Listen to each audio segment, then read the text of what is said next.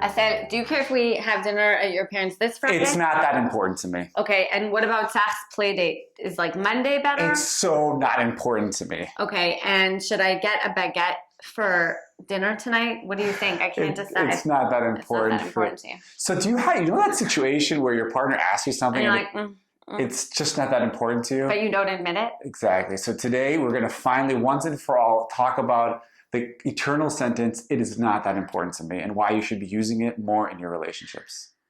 Hi, my name is Dr. Assael Romanelli. Hi, I'm Galit Romanelli. And we're the Potential State. And today we're going to talk about, it's not that important to me, the sentence that will set you free. So we're all scared of disappointing our partner, and I don't want her to get angry, and I don't want to have a fight. Refer to the episode about disappointing. Exactly, so what we do we smoke screen and we placate. Yeah, and placate. We don't speak clearly or explicitly. We kind of tiptoe around what we're trying to say, rather than just clearly saying. And then we're in a lose-lose, because if she wants me, let's say for instance, if she really wants me to be involved with Zach's play dates, so either I do it even though I don't want to do it, and then it's half-assed, and then it's like, or I don't. Right, you're not really involved. Or I'm just avoiding it, and I'm like, yeah, I'll do it soon. Exactly. Yes, dear, while you're actually doing something completely different. And that either avoiding or doing it begrudgingly leads to heaviness, lack of play, resentment, and tension. So what's the solution? Saying the following sentence. It's just not that important to me. And why do we recommend doing it? First of all, you own your shit and you're saying your thing. You're saying your truth, which is your integrity. And you're speaking very clearly, very explicitly. And also, I want to say, because in just a few minutes, I'll explain why I have a little bit of a hard time with this, but there's a caveat. Caveat. But I do want to say that it releases the partner also from like this kind of like trying to get you involved. Like, do you, don't you? Like, it's very clear. It's very clear where Assael stands, and that's okay. That's fine. Then I can move on, and he can reserve his energy for other things. Save energy. And I can, pour my energy into the things that are important to me. And it's fine. We don't have to have the same things be important to us. Which is exactly the point of differentiation. I'm basically saying that could be important for you, but it's not that important for me. It helps us raise differentiation and clarify where each one of us is standing. Yeah. It also releases energy, so don't get stuck into mind reading or gaslighting or smoke screen. What I also like about it's just not that important to me, which is something that Assael has embraced fully recently, so we've had a lot of time to kind of play with it and expend our muscles, is that in a way it's a gift, right? Because if our energy is finite and we only have a certain amount of it, then isn't it great that we each find different things that are important to us and can bring that into the relationship, right? If you look at it as like, oh, we're expanding our energy so that we can cover more areas of significance, importance, whatever, then that brings a richness, right? Like, if we both care terribly about the same things, then we're very focused kind of in a narrow way almost. But if we can expand, we cover more bases.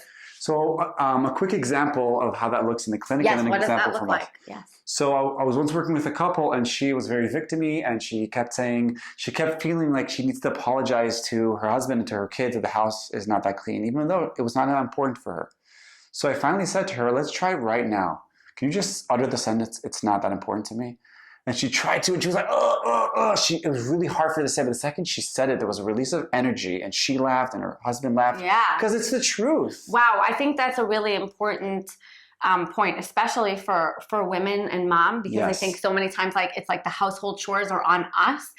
And sometimes there are other priorities that we want to get to, and it's not our number one priority, or we just don't care. Like, we're okay with having a messy house. And I think that there is something very empowering and liberating, just being like, it's not a priority for me. It's not that important for me. And if for one of the partners, tidiness and cleanliness is more important, then they need to show up there and be more present. And I think for us in the relationship, oftentimes I've been acting it out, things that are not that important to me, or vice versa. Right. Can you help me Hoover? And you're like, I have to go do something. So whereas he can just be like, it's not that important to me. Okay. Do you want me to do it? I'm happy to do it, but it's not that important for me. So now I'm going to give you a few tips how to do this. First of all, because it's really hard. It's very hard to admit that, because in a way you feel like you're saying you're not that important to me. But there's a very big difference. Yes, go there.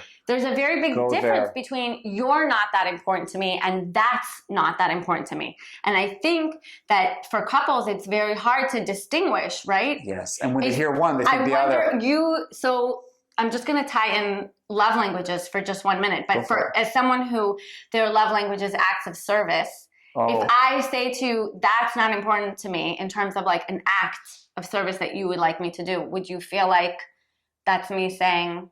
I think it would be disappointing in the sense, but I'd rather you say it and own it than say, oh, it is, it just didn't get to and it. Also that makes me think that then if I do it, then it's like, wow, she's like really, she's walking the walk of like, filling my love tank. Filling my love tank. You're going consciously to fill my love tank. So I took you off script. So how do you do that? You start small. First, practice in front of the mirror, especially women, saying, it's not that important to me. And notice I'm saying it's not that important. I didn't say it's not important at all. Right. It's not that important, which means it's not as important as it is for you. And that's fine. Is, right? Yeah, not the you. Exactly. It's the it. It's not that important to you. So let's all say it together. It's not that important to me. Okay, once you have that in the muscle, when it does happen, when it does occur, start with small things where you can say it a little bit playfully. Right. You can exaggerate it. Right. Talk about playful audio track. It's not that important to me. Or it's not that important to me. And the second but that's like dramatic. I feel like if you're just like, it's not that important to me. And you're also like empowering your partner to like, you can make the decision. Right.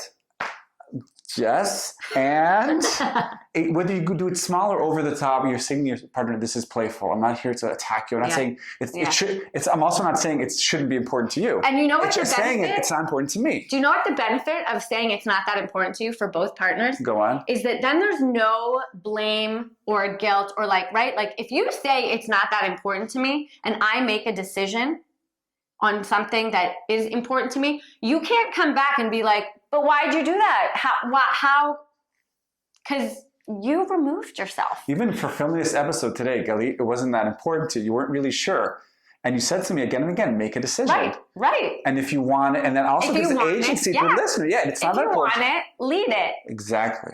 And when your partner, this is really important. Even if I say it's not that important to me, I can still do it.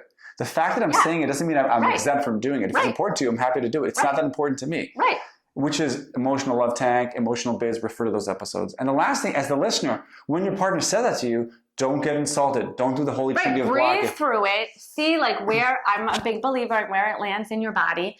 But you can also say, well, it's really important to me that you help me with this, or that we do this together, or that I think it really provides clarity on where I stand. Like sometimes, great, it's not that important to you, Sababa. It's really important to me, so I'm going to go ahead and do it. And sometimes it is important that we meet there and that we do it together. But at least then we can both get clear on where we stand and how our intentions for whatever this is. Exactly, and that saves the smoke screen and the gaslighting. It releases a lot of energy to do what's important for you. So in the beginning, it might be shocking or scary, but over time, you'll feel this freedom because love is freedom. So yes, freedom of being able to be yourself. That is super. And be authentic and expose, all the sides. And the second you say to your partner, it's not that important for me, and she laughs or she gives me a hug. That's an amazing experience. Beautiful. And we wish this for all of you. So is that important for you? We don't know. But what we do know is you should go and try it out. This was Galit Romanelli. And this is Dr. Assael Romanelli. And we're the Potential State. We'll see you next time.